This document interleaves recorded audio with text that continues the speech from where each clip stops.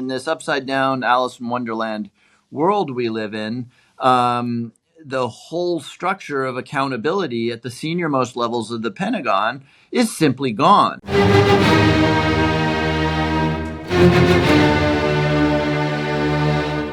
Welcome to Shield of the Republic, a podcast sponsored by the Bulwark and the Miller Center of Public Affairs at the University of Virginia.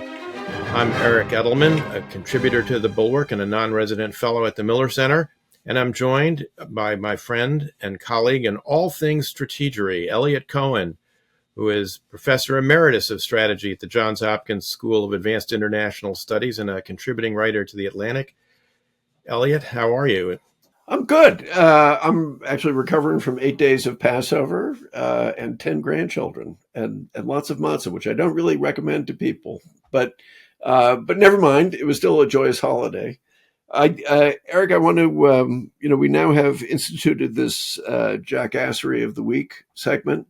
And I initially was worried that we might run out of material. But, kudos to the Trump administration. They always keep us going. The latest item, it looks as though last night the Secretary of the Department of Homeland Security had her handbag stolen in a fancy restaurant.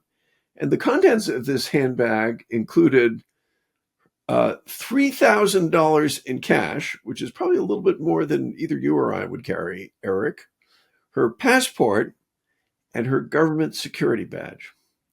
And in theory, she has a security detail. If her security detail isn't with her, that raises some interesting questions.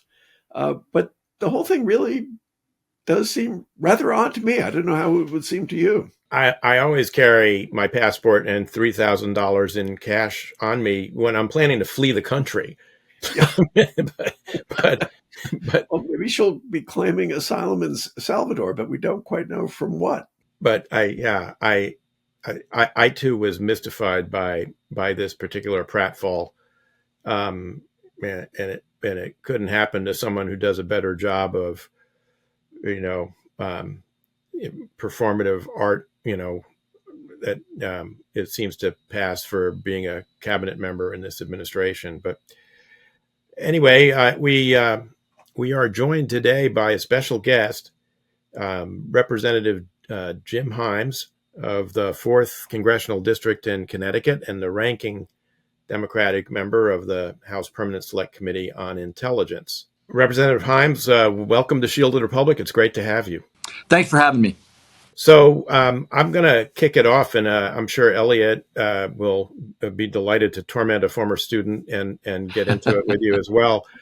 A lot going on in the area of intelligence, and a lot of it is perplexing, to say the least, and worrying in many different dimensions. Of course, the news of the day is that the New York Times last night posted a story saying that Secretary of Defense Pete Hegseth had used the Signal app for a second chat group in which information, same operational details about strikes against the Houthis in Yemen that had been posted in the Signal chat with Mike Waltz and Marco Rubio and other senior government officials, was being shared with a second chat group that includes Secretary Hegseth's wife, who he has also apparently included in some meetings with foreign leaders in the Pentagon, his personal attorney, Tim Parlator, who has some position in the Department of Defense, but I'm not sure what it is, and his brother, who is the DHS liaison to the Department of Defense, none of whom apparently had a need to know about this, and some others whom we don't know. Apparently there were 8 other people on this Signal chat, and we don't know what their status was. How concerned are you about the administration's use of a not secure phone app to conduct official government business and using it for exchange of classified information, or information, if not specifically classified, should be treated as classified? Yeah. I mean, the answer to that is I'm enormously concerned. And by the way, relieved, because the reason one gets enormously concerned about this blatantly irresponsible behavior is that, but for the grace of God, pilots might have been shot down because had the communications been intercepted, which Russia and China and a few others have the capability to do, and had they decided to share that information with the Houthis would have activated and prepositioned anti-aircraft assets. They might have surmised the location of our ships, and we might have sunken ships and dead pilots, which is why none of this stuff ever happens. And if we lived in a normal world, any of this, the use of a non-secure platform, the inclusion of a journalist, and as you pointed out, a spouse and a brother and a personal attorney, would probably be subject to investigation and maybe even criminal charges. But in this upside down Alice in Wonderland world we live in, the whole structure of accountability at the senior most levels of the Pentagon is simply gone. And so in some ways, when you say, am I worried about it? Yes, by the grace of God, nothing happened. But the complete lack of seriousness, quite frankly, that this demonstrates has me absolutely terrified about what comes next, because these are unserious people doing unserious things at the top of an institution that daily does enormously dangerous things in all 24 time zones. And so, I mean, it's a disaster waiting to happen. Can I just follow on that one? You know, you're on a serious committee, and which usually has on both sides of the aisle serious people. Are you picking up any signs that any of your Republican colleagues shared that sense of alarm? Which, frankly, I think anybody who's ever handled highly classified information, you know, understands just how completely out of line this is. Are they upset too? I have this chill down my spine as I hear Professor Cohen's voice. I'm sort of feeling like, oh man, I shouldn't have had that beer last night and that term paper. Oy, some things never change. But of course.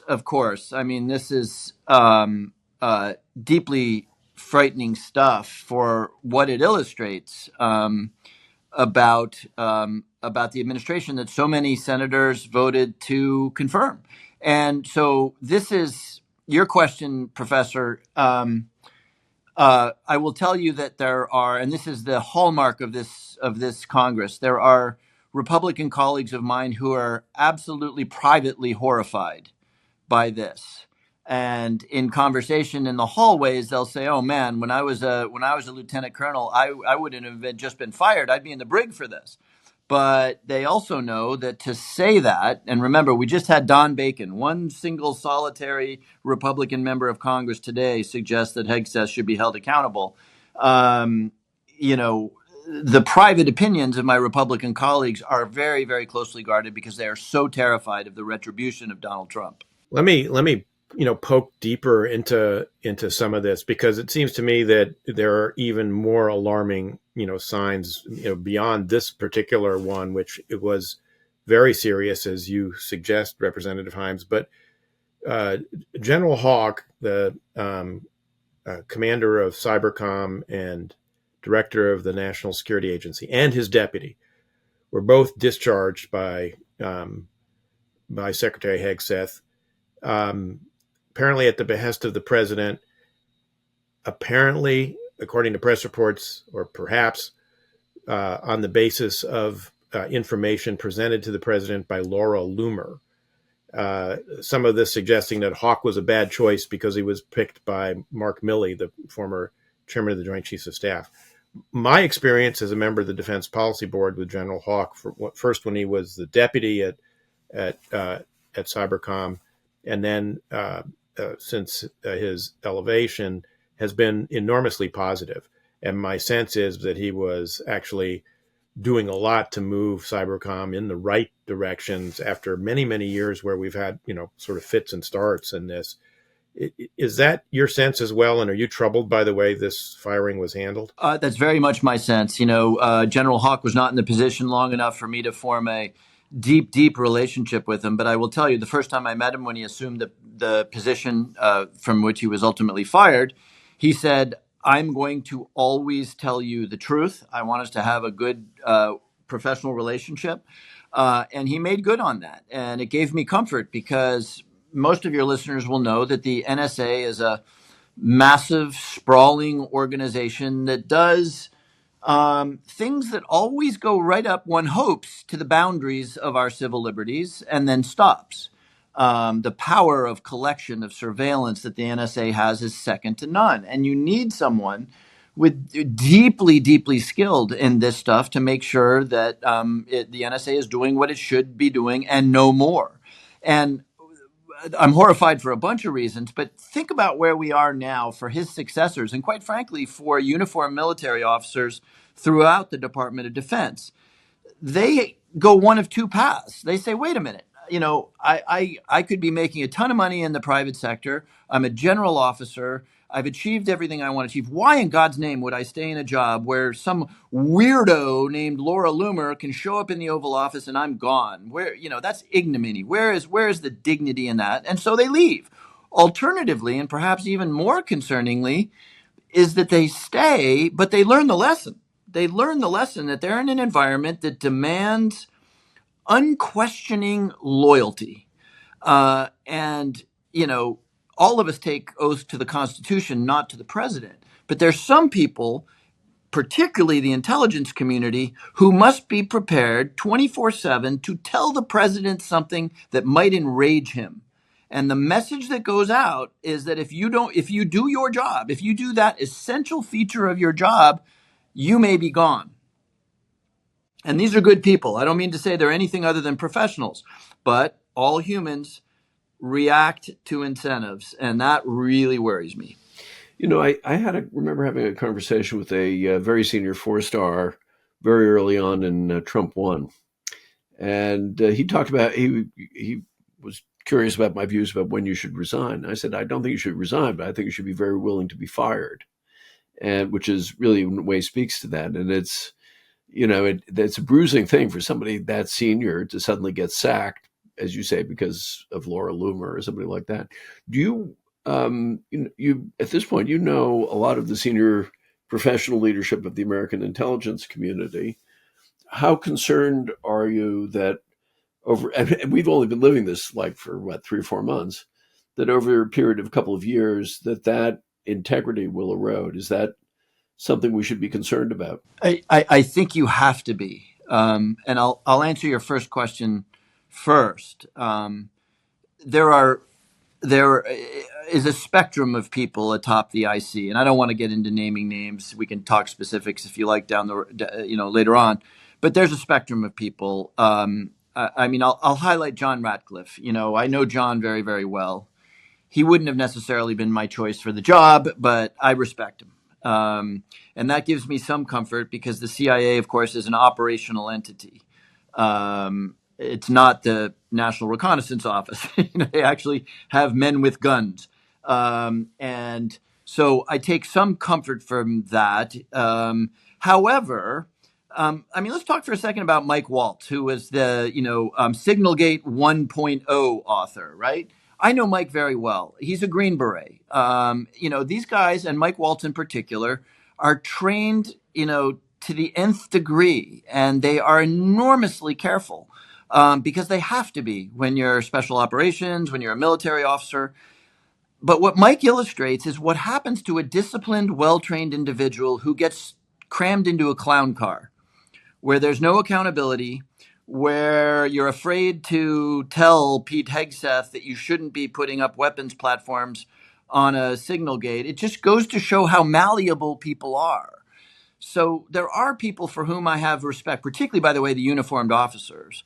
But I really worry about what context does to the training and the discipline and the prudence of these people. Yeah, I know Mike as well. He worked for me in OSD policy before he went over to OVP, before he began his congressional career. And I agree. I worry a lot about the corrupting influence of just being in the force field that is, Donald Trump, who seems to want to bend reality to his personal whims all the time. I mean, another example that has occurred has been the sort of kind of destruction of CISA, which some of our listeners and viewers may not really know much about, but it's the Cybersecurity and Infrastructure Security Agency. Has particularly important brief on protecting the integrity of our elections.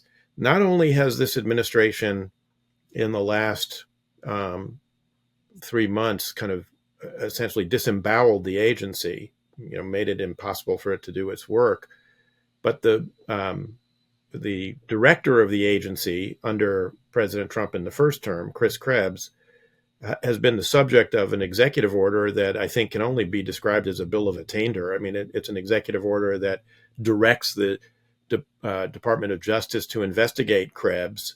It's forced him to leave, by the way. It stripped him of his security clearance and has forced him to leave his private sector position in order to fight this case in court. And his sole indiscretion or the cause of all this was his refusal to, in 2020, validate President Trump's claims that the election of 2020 was rigged or stolen. And he was fired for that at the end of, the 45 term. And now he's being subject to an investigation. I mean, to me, there are a couple of issues, and I'd be, interested in your view of all of them. What does this do to how we should think about foreign interference and potentially in the elections, fighting disinformation and misinformation about our elections, but also the chilling effect of this kind of assault on an individual. Eric, as you list the things that the Trump administration has done, I reflect on the fact that if a year ago a genie had appeared to Vladimir Putin and said, "Give me your wildest dreams on how," or to President Xi in China, "Give me your wildest dreams. I'll make whatever wish you wish for come true." This is the list of things, right? Prosecute the truth tellers. Have your Secretary of State shut down the Foreign Malign Influence Center so that the propaganda can get through unchallenged. Shut down the defenses. This is to your CISA question that we have against cyber intrusions in an era, of course, of massive Chinese exploitations. Put people like Pete Hegseth, who, as I read that Signalgate thing, yeah, I know what he's doing there. He's showing off. He's bathing himself in a boy-like bath of testosterone because he gets to use phrases like MQ-9s launching and F-18s. I mean, again, this is the wish list that Vladimir Putin or Xi of China would want. And the startling thing about it is how completely silent. I understand that Lisa Murkowski is a little scared. I heard that over the weekend. I give Don Bacon kudos for finally saying that maybe, a Fox News host is not the best choice for the probably most difficult job in the federal government. But the silence is absolutely deafening. And, yes, of course I worry about the open gates now for the injection of mis and disinformation into our systems, which is horrifying domestically as well, right? I mean, people are now dying of measles again because of disinformation associated with vaccines. We're soon going to be in a Darwinian world where your survival is to some extent dependent on your willingness to distance yourself from this whole MAGA mess. By the way, when I say we're now in, there's an estimate there were 200,000 excess deaths of COVID attributable to vaccine hesitancy. And this just marches on. Is there any point that you can think where Republicans would break with the administration? I mean, what would it take? Would it be that moment before the midterms when they realize that they actually have more to fear from their own voters than they do from Trump? Is it never? And they just are subservient until he dies of natural causes or something? I mean, I mean, this is one of the things that I find completely staggering. I mean, I used to be a Republican, and it's all unrecognizable to me. I mean, but then again, I knew John McCain, and I don't think this is how John McCain would have behaved. Yeah, it's a super good question. And for those of us who focus on national security and foreign policy, I fear there's a slightly scary answer. We're already seeing some cracks in the edifice, and they're driven by two things: the economic catastrophe that is being visited on this country as a result of bad tariff ideas poorly rolled out. As I say that, the market just closed 1,000 points down.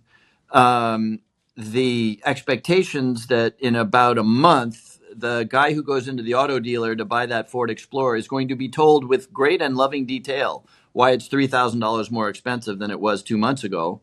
And of course, the Medicaid cuts that are promised. Those things are going to move the needle. They're domestic, they're very real, they're very tangible. For those of us who operate in a national security and foreign policy world, the effects of the crazy, and thank God we didn't lose pilots off of Yemen. There are instances where you could imagine irresponsible behavior leading to the deaths of our servicemen or the exposure of our intelligence officers or what have you.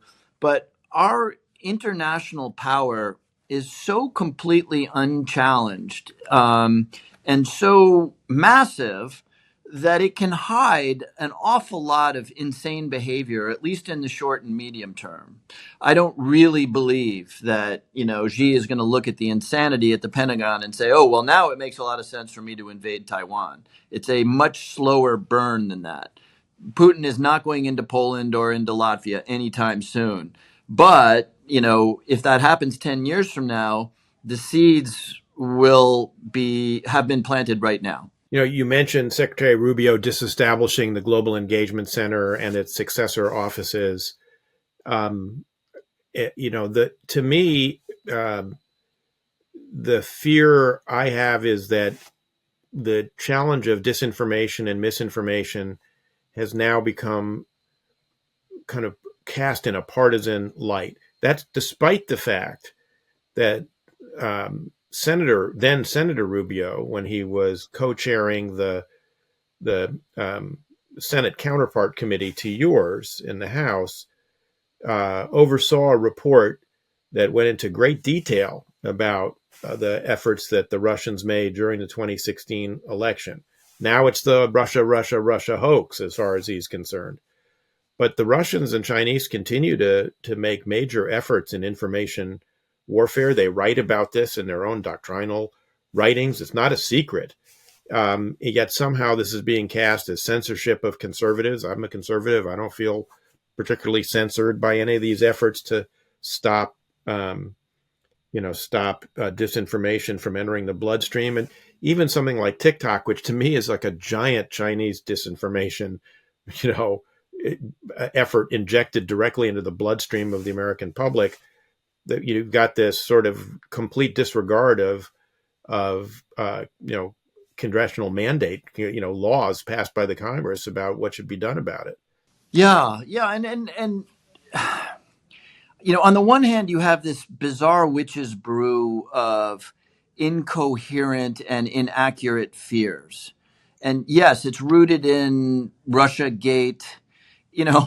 People forget that the president's son invited a bunch of Russians to Trump Tower and explicitly asked for dirt on Hillary Clinton. People forget that, an ambassador overheard in Europe that, the Russians were planning. So, and I'm perfectly willing to abide by the conclusion of the Mueller report, which is that there was not chargeable offenses in his investigation, but we've been asked to believe that it was totally made up and to forget the fact that Donald Trump Jr. invited Russians. We've been asked to forget that Paul Manafort, the campaign pollster for Donald Trump, shared polling information with a known Russian asset. So there's that.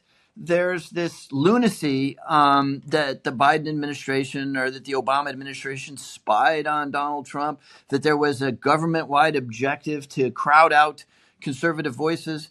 And then, by the way, there is a tiny little legitimate issue, which is what is the role of government in countering dangerous misinformation? Let's just use as an example, you can cure yourself of COVID by drinking bleach, just to make something up completely arbitrarily.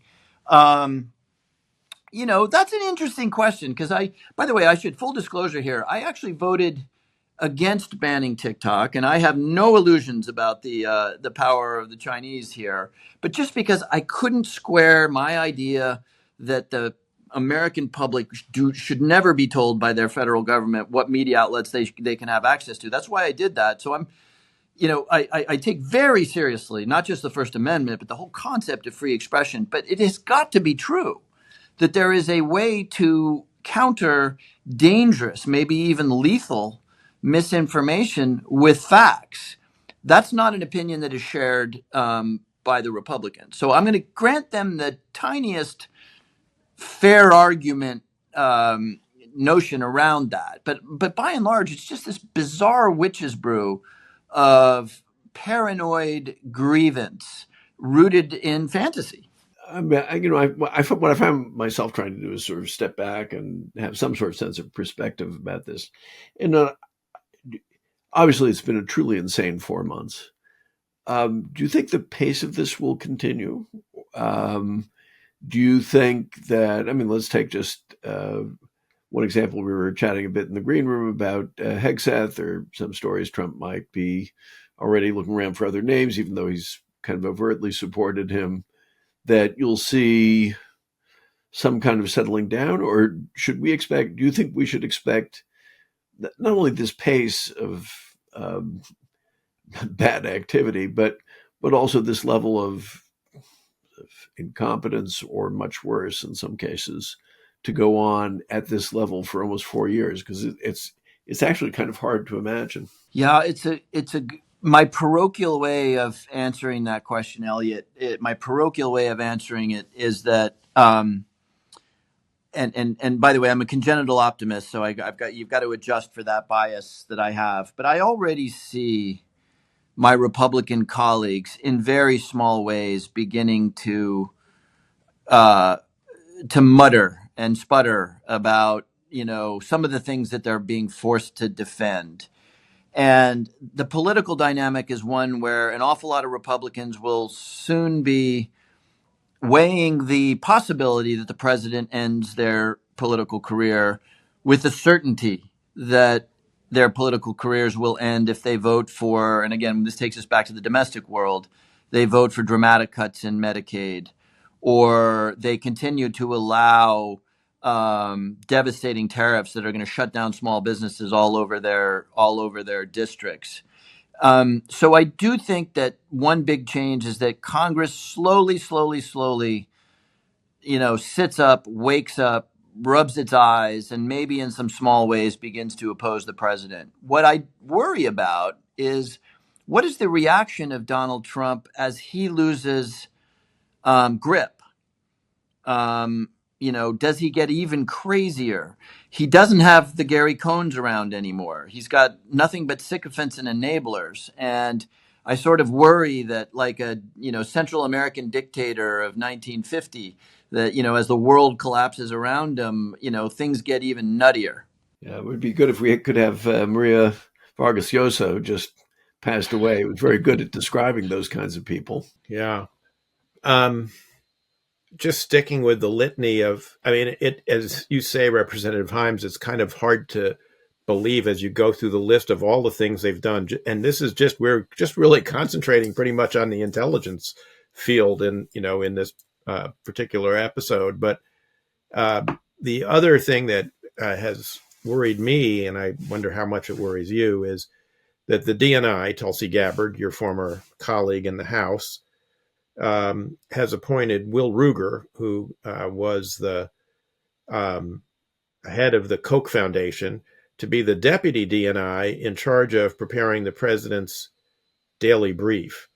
The PDB is probably the most important intelligence document because it's the first thing the president reads in the morning. It obviously is going to affect what he sees and what he thinks about Does it trouble you that this is not going to be headed by an intelligence professional, but by a kind of political activist?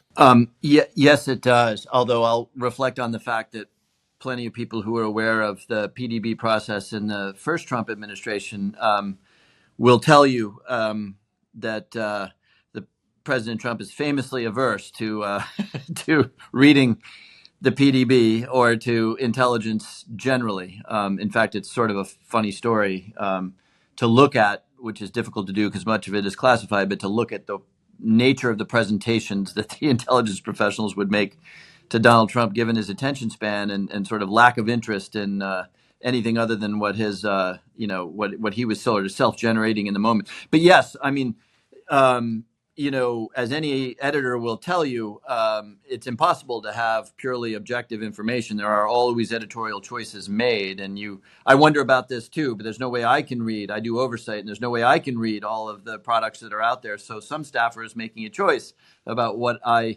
look at. And that does really trouble me. One of the exceptions to what I said earlier about how things could get crazy quickly, I have no question in my mind that there are elements of the administration who are determined, probably working with the Prime Minister of Israel, to either greenlight or participate in an attack on Iran. And what intelligence is shown, and by the way, let me say that neutrally, there will be people who think that's a good idea and people who think it's a bad idea. I think from an economic standpoint, it would be one hell of an interesting moment for that to happen. But anyway, my point is that what the president is shown in the PDB could make the difference between how he decides around something as consequential as that. So let me just move to a somewhat different area of intelligence, and that's something that's very delicate. You may not be able to speak to it at all. And that is the question of intelligence sharing. And one of the great strengths, the U.S. intelligence community has many great strengths, but one of them, which people, I think, people outside that world don't always appreciate, is the liaison relationships, this web of connections we have. There's the so-called Five Eyes with the UK, Canada, Australia, and New Zealand. But there are a lot of other deep intelligence relationships with other countries. Do you think those have been affected, and do you think that they will be affected by the craziness? Yeah, no, it's a good question. And I mean, to be, let me start with what I know, which is I have not heard of or seen an example of one of our Five Eyes partners withholding something or shutting down a joint program. So I want to be clear about that. But again, in the category of humans are humans, um, there's no question in my mind that the head of MI6 or the head of the Australian Intelligence Service is more worried about the preservation of the confidentiality of information now than they were under Bill Burns and Avril Haines. And it's not just the sharing of information, and here's where it does get sensitive. We do a lot of stuff together operationally that is very, very sensitive. And, if exposed, could put, our allies and our allies' people in a great deal of danger. And so, yes, that's a thing. I would also point out, Eliot, that, and this I know to be true, when we went through that 7-day pause of intelligence sharing, on the heels of a brutal and very public attack on Zelensky in the Oval Office, that changed the weather between our professionals abroad and our allied professionals abroad. In many instances, in ways I'm not at liberty to talk specifically about, our allies are doing different, not necessarily more, but different and as dangerous things in Ukraine as we are.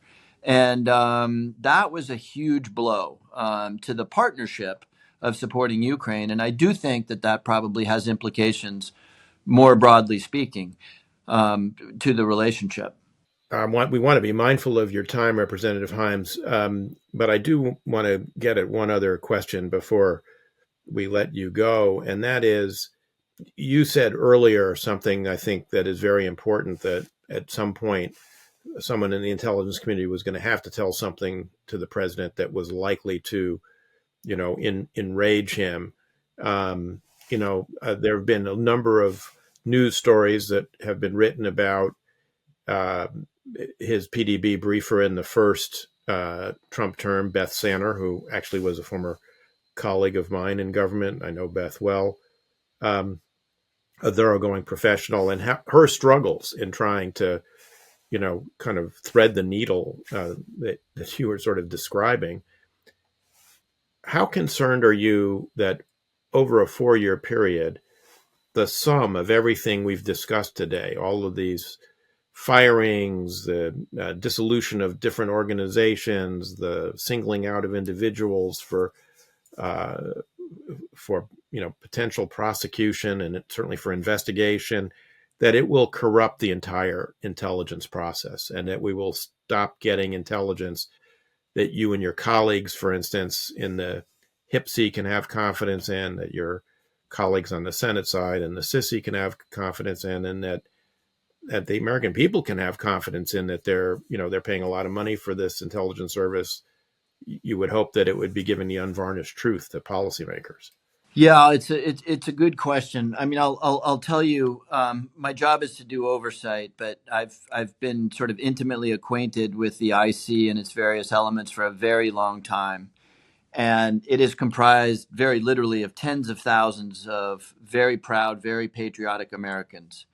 And while the concept of the deep state is BS, it is also true that these bureaucracies are composed of people who are very proud of the work that they do.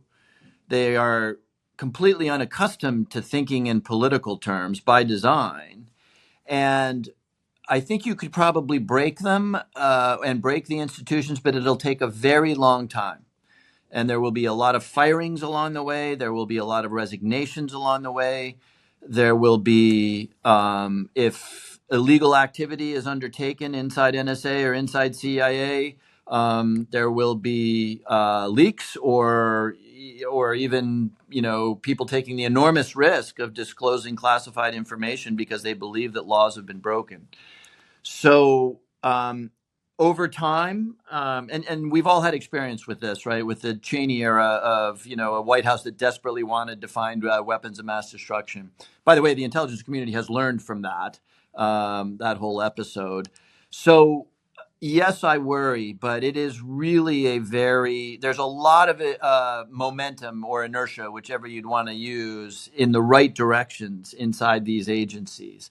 So my more immediate worry is that things will be whispered into Donald Trump's ears that are contrary to what the institution believes. A case in point, and I can't get into the intelligence, but the Washington Post, of course, broke the story that the IC, and I'm not going to confirm or deny, but that the IC does not believe what some administration officials have said, that there is a very close link between Venezuela and Tren de Aragua, the gang. Why is that important? Because they can't use the Enemy Aliens Act to deport people without due process unless there is that link. So it's that sort of thing that worries me, that you have this massive interagency process, and then it's the last person, whether it's Tulsi Gabbard or, God help us, Steve Bannon, whispering in the ear of the president, that is ultimately driving the presidential decision-making process. So my last question, the last question I'm tempted to ask is best course you ever took in college, but I'll let that one go. And instead, I'd like to ask, let's assume that the Democrats take the House back, which I think is pretty reasonable kind of assumption in next year, and do better in the Senate. I mean, who knows? Will you be able to kind of materially put a break on some of the really damaging activities, do you think? What difference will it really make given the amount of discretionary authority that a president has? Yeah, and let me. I won't answer your question, Elliot, but I will tell you. For reasons that I suspect you share, I've been a little grumpy these last couple of years about Harvard. I sadly, as much as I admire the place, I sort of sadly felt like it had participated in some of this more liberal stuff that we saw. But my gosh, I must say, I'm very proud of their having taken the stance that they have. It was a nice symbolic thing where I think Harvard said, "Hey, it stops here," and I hope that they're a rallying point for people saying, these king-like authorities will not be exercised here.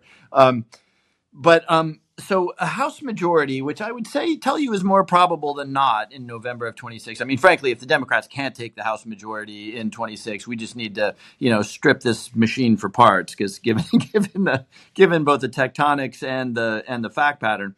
But assuming we're still in a rule of law environment, now all of a sudden the chairman, we won't be ranking any members anymore. We'll have chairman. We'll have subpoena power. And, as Peter Navarro will tell you, after his 4-month stint in jail, you ignore congressional subpoena power very much at your peril. So it's not it won't fix everything, but it will get us back to that Madisonian world in which the Congress is actually a robust check on the power of the president. Oh, God, that would be music to my ears. I would look forward to that. Representative Himes, thank you so much for your time. I think these intelligence issues are likely to be with us for some time. So I hope we can get you back on Shield of the Republic at an appropriate time to see where we stand on them later. But really appreciate your time today. Yeah. Amen to that. Yeah, thank you. What a treat to be able to have a conversation with both of you. Thank you.